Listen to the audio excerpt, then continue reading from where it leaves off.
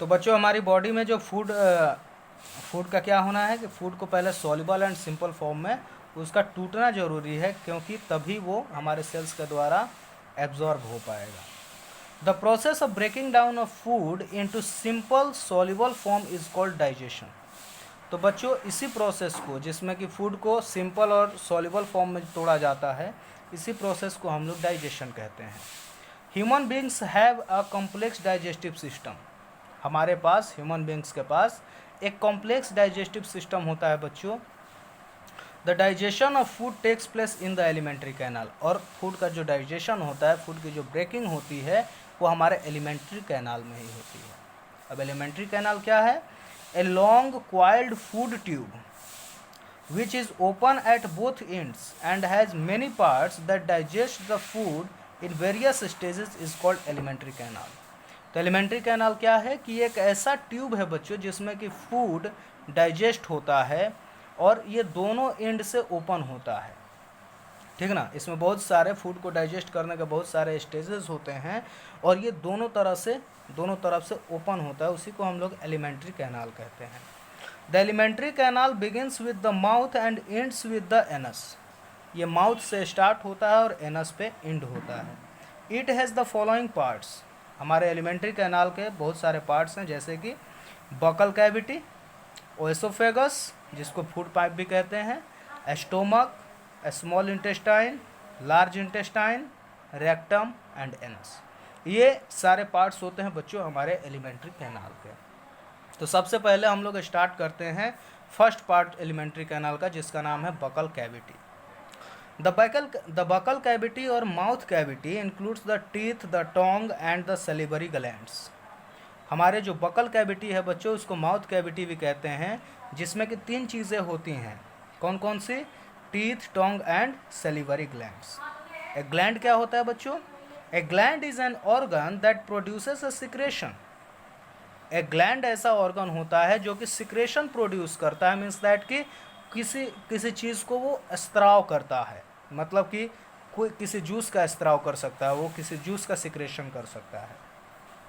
The lips protect the outer opening of the mouth and the cheeks from the side walls. बच्चों हमारे lips क्या करते हैं कि हमारी आउटर ओपनिंग को प्रोटेक्ट करते हैं, और हमारे लिप्स क्या करते हैं बच्चों? आउटर ओपनिंग को प्रोटेक्ट करते हैं, और हमारे चिक्स क्या करते हैं कि हमारे साइड वॉल्स को प्रोटेक्ट करते हैं, हमारे माउथ के साइड वॉल्स को प्रोटेक्ट करते हैं, बनाते हैं। अगला है बच्चों बकल कैविटी में जो फर्स्ट पार्ट होता है बच्चों, वो होता है टीथ। टीथ क्या है बच्चों? Teeth are hard structures held in the sockets of the jaws. हमारे जो जॉ होते हैं, जबड़े होते हैं, उसमें उस सॉकेट में कुछ हार्ड स्ट्रक्चर्स रहते हैं, उन्हीं को हम लोग टीथ कहते हैं।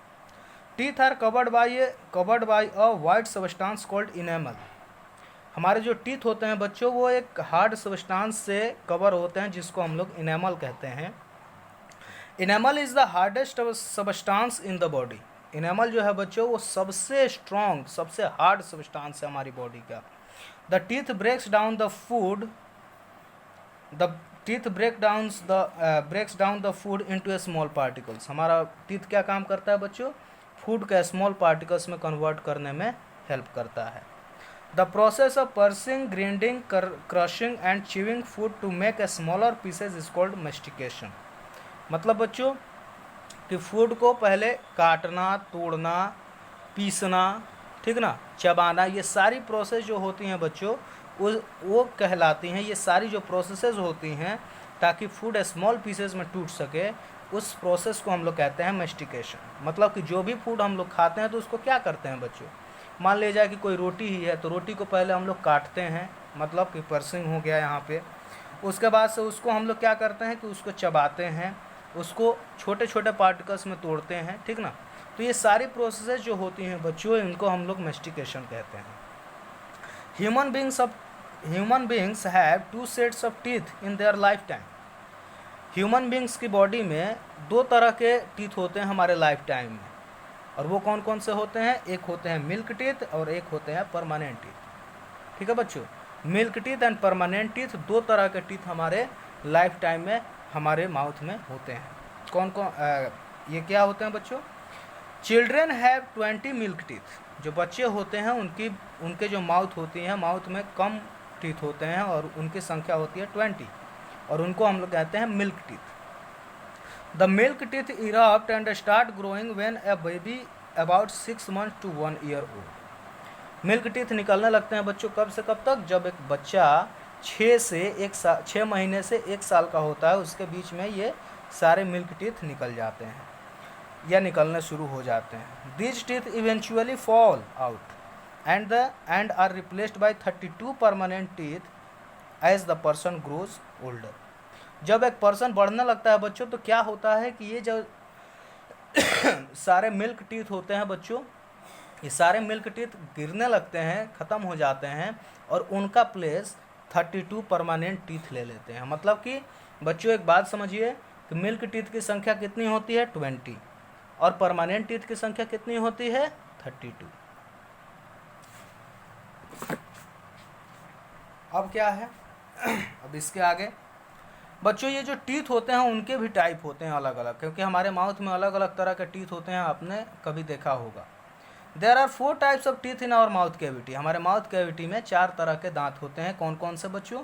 Incisors, canines, premolars and molars. कौन कौन से बच्चों? Incisors, canines, premolars and molars.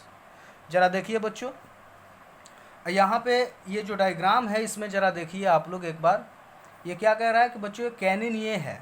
Canine means that कि हमारे कैनिन का काम क्या है, ये सारी चीज़ें यहाँ पे टेबल में बताई जाएंगी।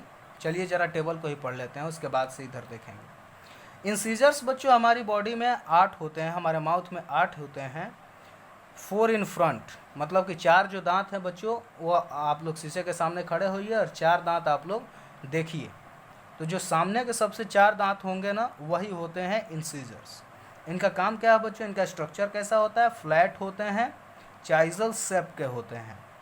Cut and bite solid food, किसी सॉलिड फूड को काटने का काम करते हैं। जैसे कि रोटी आपने ले लिया, तो उस रोटी को मान लीजिए कि आप लोग रोल करके खा रहे हैं, तो उसको काटने का काम कौन करेगा? इंसीजर्स।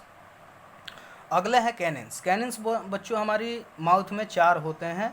अब दोनों साइड में उन चार जो फ्रंट टीथ हैं उनके पास में देखिएगा तो 2 तीखे तीखे दांत होंगे, 2 नीचे और 2 ऊपर। तो 4 होते हैं, पॉइंटेड और शार्प होते हैं ये, और इनका काम है किसी भी चीज़ को होल्ड करना, कट करना एंड टीयर करना।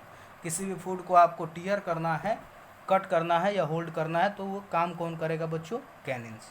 कैनिन्स का स्ट्रक्चर आप लोग देख सकते हैं, यहाँ पे है। जो फर्स्ट स्ट्रक्चर है बच्चों, ये कैनिन का है, जो कि शार्प होता है एकदम। अगला है बच्चों प्रीमोलर्स। प्रीमोलर्स हमारे माउथ में 8 होते हैं। 4 two on teeth on each side of the canines. मतलब कि कैनिन्स के जो बगल में जो 2 दांत होते हैं, ठीक ना, कैनिन्स के बगल में जो 2 दांत होते हैं, मतलब कि नीचे कितने होंगे? 2 और 2 4। ऊपर कितने होंगे? 2 और 2 4। तो कैनिन्स के बगल में जो 2 दांत होते हैं बच्चों, उनको हम लोग कहते हैं प्रीमोलर, और उनका स्ट्रक्चर होता है फ्लैट सरफेस उनका होता है, bringing a small and groove rises. मतलब कि उसमें छोटे छोटे गड्ढे होते हैं, वो सब दांत जो होते हैं बच्चों, वो सब कहलाते हैं प्रीमोलर्स। प्रीमोलर्स को यहाँ पे बच्चों दिखाया गया है येलो कलर में, आप लोग देख सकते हैं कि फ्रंट वाले जो टीथ होते हैं, इंसीजर्स को दिखाया गया है ब्लू कलर में। उसके बाद से कैनिन्स को दिखाया गया है ब्लू कलर में। प्रीमोलर्स को दिखाया गया है येलो कलर में, ठीक है। उसके बाद से अगला है मोलर्स।